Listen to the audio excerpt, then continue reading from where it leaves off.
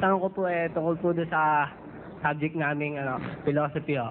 Bakit po halos lahat po doon sa philosopher mga hindi naniniwala sa Diyos. At may nagsabi pa pong ang Diyos daw parang nakalakihan na natin. Alam mo, ang filosofiya sa tunay niyang kahulugan, yan ay pag-aaral ng reasons, Reasons, no? At pagka ang isang tao ay nagtatawag na siya philosopher o kaya master of philosophy, tapos hindi naniniwala sa Diyos, hindi philosophy pinag-aralan ng kagaguhan yun. Gago yun. Yung hindi naniniwala sa Diyos. Kasi, eto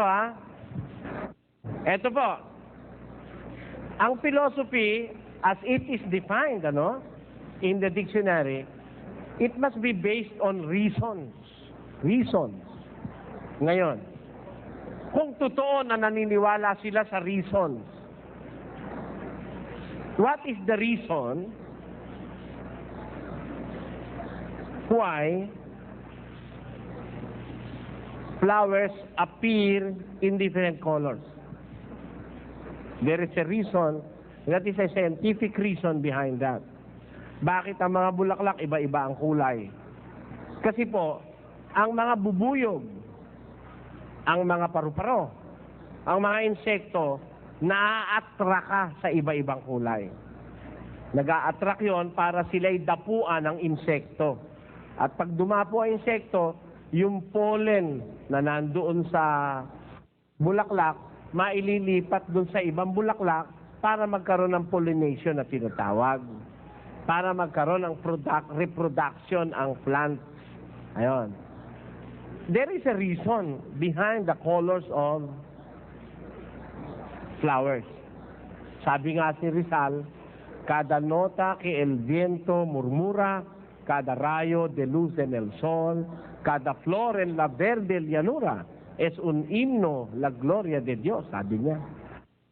Meron ho kasing kahulugan lahat ng bagay, may reason. Bakit kaya ang ating kilay pag ganon? Nakakita na ho kayo ng kilay pag ganon?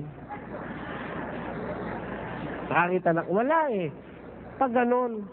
Alam niyo kung bakit? Pinag-aralan ko, ang tao pinapawisan. Pag wala pong kilay, magdidiri-diretso yung pawis mo dito. Diba?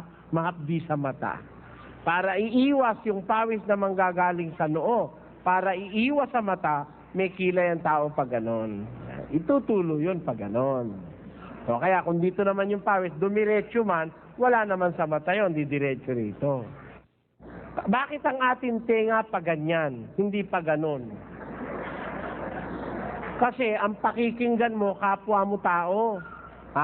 Kapwa mo tao, kaharap mo ang pakikinggan mo. Hindi naman yung ang pakikinggan mo, yung dating ng ulan na galing sa taas.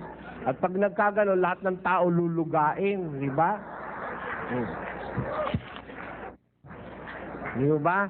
Ano ibig sabihin? Pati yung istruktura ng ating katawan, may rason sa likod noon. Sa behind everything that God have created, there is reason behind it. May rason, may reason sa kabila ng lahat. Ngayon, paano ka magsasabing ikaw ay nag-aaral ng tunay na filosofiya kung hindi ka maniniwalang may Diyos? Anong reason? Bakit nandito lahat ng bagay? Bakit may tao? Anong reason? Bakit ka napunta sa lupa? Sino naglagay sa'yo rito? Sino yung nakakaintindi ng pangangailangan mo? Bakit lahat ng kailangan mo nandito na rin? Wala sa buwan. Diba? Alam mo, may talata sa Biblia, sa lupa nang gagaling ang lahat ng kailangan ng tao Assignment mo yun, Kailangan bago tayo dumati sa Pampanga, alam mo na Lahat ng bagay nandito sa lupa Dito mo kukunin Andito, wala sa buwan. Wala sa buwan. Para mabuhay ka, pupunta ka sa Mars, kukuha ka rin ng pagkain, Nandito lahat. O, sino kaya yung nakakaintindi ng reasons? Sino yung gumawa nun? na kailangan mo ang vitamin C, naglagay siya ng vitamin C. Saan? Sa kamatis, sa orange, sa papaya. Merong ayaw kumain ng orange, maasim daw. Papaya, hindi naman maasim, pero very rich in vitamin C. Naglagay siya sa bayabas. Kasi kailangan ng taong vitamin C. Lalo na pagka tag-ginaw, kailangan ng vitamin C para wag kasipunin.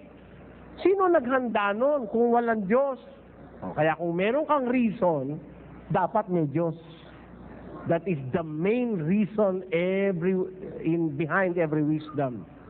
There is a Creator. Meron Diyos. Di pwedeng wala. Dahil kung walang Diyos, mawawala lahat ng reasons. Mawawala lahat. Ewan ko, di ko lang kayang ipaliwanag sa iyo lahat ngayon, kapatid. Ubusin natin ng oras. Pero, umpisahan mo sa umpisa, nagtanim ka ng palay. Yung palay nung anihin mo, kakainin mo ba palay? Hindi eh. Kikis-kisin muna yon. Magkakaroon ng ipa, magkakaroon ng darak, magkakaroon ng mata-mata. O para kanino yung darak? Sa baboy. Tamo? Para saan yung ipa? Panggatong. Tamo? Para kanino ngayon yung mata-mata? Sa baboy. Sa manok, patuka sa manok. Yung bigas para kanino? Para sa'yo. Pero yung tinanim mong palay na nakuhanan mo ng darak, nung lumaki na yung baboy, para kanino naman yung baboy? Sa tao rin. Di ba? Lahat ikaw ang end beneficiary. Ang lahat ng ginawa ng Diyos, you are the end beneficiary. Ikaw ang nakikinabang ng lahat ng narito sa lupa. Ikaw naman, sino naman ang makikinabang sa'yo? Naitanong mo na? Ikaw ba tatanda na lang para lamunin ang lupa at mauurin? Ganun na lang ba? Walang rason doon, walang pangit yun. Hindi ganun ang dapat maging katapusan ng buhay ng tao. Kaya, sa lahat ng bagay na ito, ang ultimo na dahilan, may isang Diyos na lumikha sa lahat ng bagay para sa atin. Hindi pwedeng wala.